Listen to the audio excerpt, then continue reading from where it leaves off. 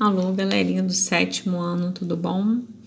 Vamos para mais uma página de matemática, dessa vez é a página 460, tá? Nós vamos começar pela questão 7. Na questão 7, está pedindo para escrever os números na forma de porcentagem. Então, nós temos números fracionários e nós temos números decimais. Eu vou explicar as duas maneiras. Peguei a letra A e a letra D como exemplo e vocês vão fazer o restante. Bem, a gente tem como transformar a fração dada em uma fração equivalente. O que é uma fração equivalente? Eu posso pegar essa fração, multiplicar ou dividir tanto o numerador quanto o denominador por o mesmo número. Então, como eu quero transformar em porcentagem, eu quero que essa fração se transforme em 100. Então, de 10 para chegar a 100, eu tenho que aumentar. Portanto, eu vou multiplicar e não dividir. 10 vezes 10, que dá 100. Aqui eu tenho que saber, né, tabuada. 10 vezes 10 dá 100. Então, multiplicando essa fração por 10, eu vou ter 30 sobre 100. 3 vezes 10 dá 30 e 10 vezes 10 dá 100. Transformando essa fração em porcentagem fica fácil, porque o denominador já é 100.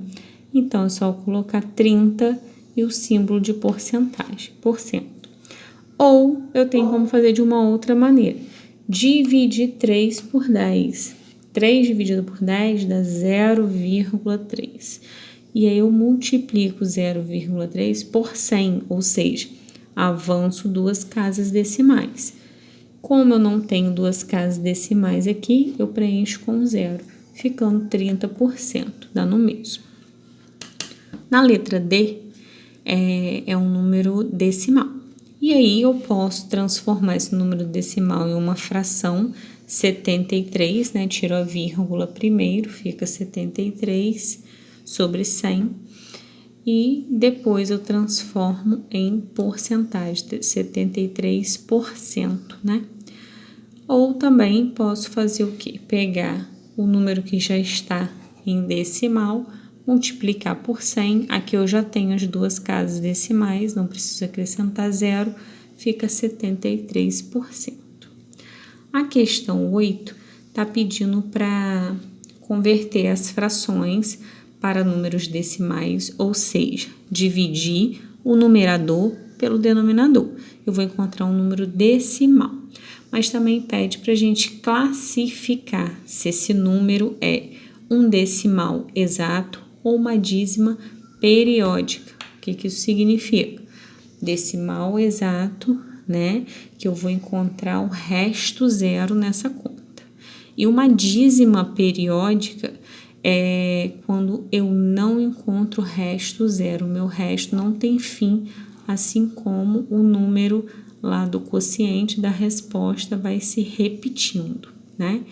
E o que indica? Tá pedindo para indicar também, quando for uma dízima, no caso de ser uma dízima, a gente indicar qual é o período e o anteperíodo. O período é o número que se repete, tá? E o anteperíodo é um número que vem antes do número que vai se repetir. Então, vamos lá. Aqui eu tenho, ó, na letra A, 2/5, né? 2/5 é 2 dividido por 5. Então, eu fiz aqui a continha, deu 0,4, o resto foi 0. Então, foi um decimal exato. Na letra B, eu tenho 7/9.